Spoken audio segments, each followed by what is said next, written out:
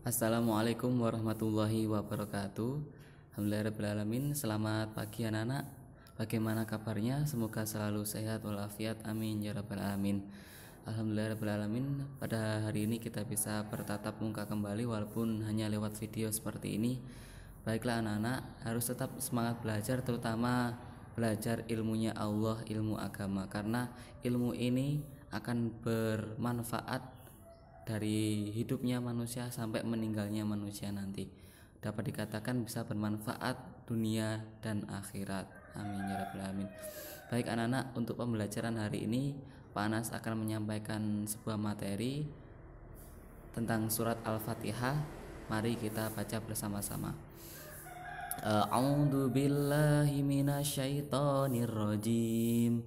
Bismillahirrahmanirrahim. Alhamdulillahi rabbil alamin. Ar-Rahmanir-Rahim. Maliki yaumiddin. Iyyaka na'budu wa iyyaka nasta'in. Ihdinas siratal mustaqim. Siratal ladzina an'amta 'alaihim ghairil maghdubi 'alaihim waladdallin. Amin. Baik anak-anak, hari ini Pak Anas akan menjelaskan tentang tafsir amali surat Al-Fatihah ayat 5 dan 6. Silahkan disimak ya penjelasan dari Pak Anas. Iyyaka na'budu wa iyyaka nasta'inu. Iyyaka, hanya pada Allah kita menghamba, tidak pada yang lain. Kita menghamba Allah baik secara lahir maupun batin selama di dunia. Menghamba secara lahir misalnya apa? Nah, kita sholat, ya itu zakat secara apa? Menghamba secara lahir. Secara batin seperti apa? Kita setiap desah nafas, setiap saat berusaha mengingat Allah. Bagaimana caranya? Yaitu tadi lewat secara lahir, dengan sholat kita berusaha mengingat Allah. Na'budu, kita menghamba, yaitu berniat pada perbuatan hanya kepada Allah. Misalnya kita kuliah tidak menghamba kepada Allah, tidak berniat mencari ijazah, gelar, pekerjaan dan sebagainya. Sebab niat mencari ijazah, gelar, pekerjaan berarti menghamba kepada dunia, kepada ijazah, gelar dan pekerjaan, bukan kepada Allah. Jadi kita menghamba hanya pada Allah saja ya. Jadi kita bekerja ya niatkan untuk menghamba kepada Allah. Kayak sangu ibadah kalau kata orang Jawa. Kita sekolah ya dalam rangka menuntut ilmu, karena menjalankan perintahnya Allah, bukan karena kita pengen pintar, bukan karena kita pengen dapat ijazah. Wa iyyaka, hanya pada Allah kita mohon pertolongan dalam segalanya. Contoh, kita minta tolong kepada Allah agar dijadikan orang yang sabar dan sholat. Jadi kita mohon pertolongan kepada Allah, hanya kepada Allah semata. Jadi misalnya kalau kita dalam keadaan bahaya, kita mohon pertolongan itu kepada Allah.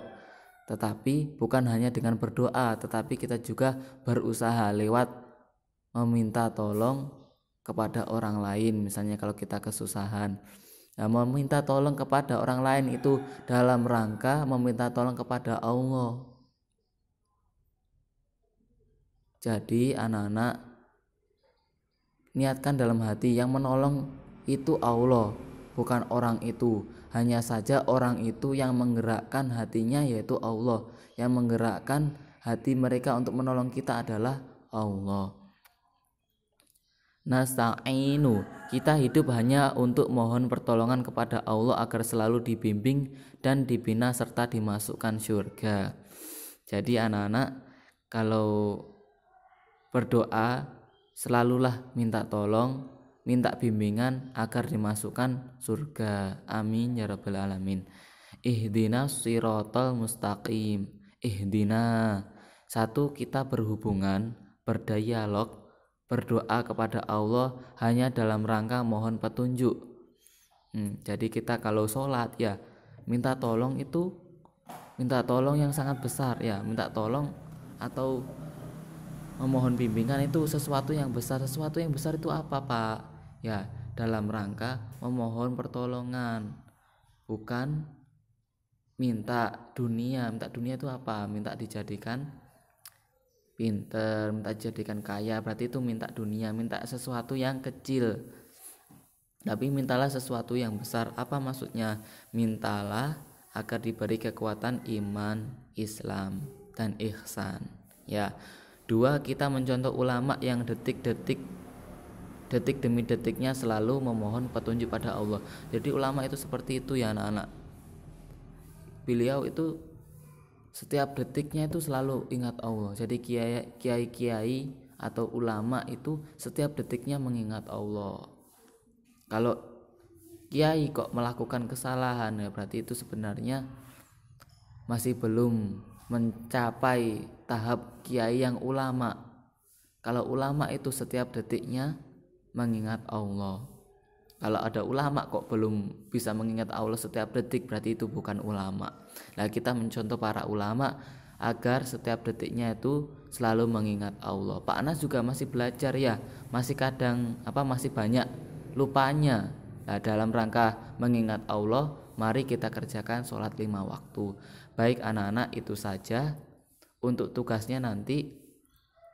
Tolong ini surat Al-Fatihah ayat 5 dan 6 ditulis Arabnya saja, dan untuk penjelasannya dicatat yang penting-penting saja. Ya, jangan semua yang dicatat, cukup yang penting-penting saja. Jangan dicatat semua ya, dicatat poin-poinnya saja.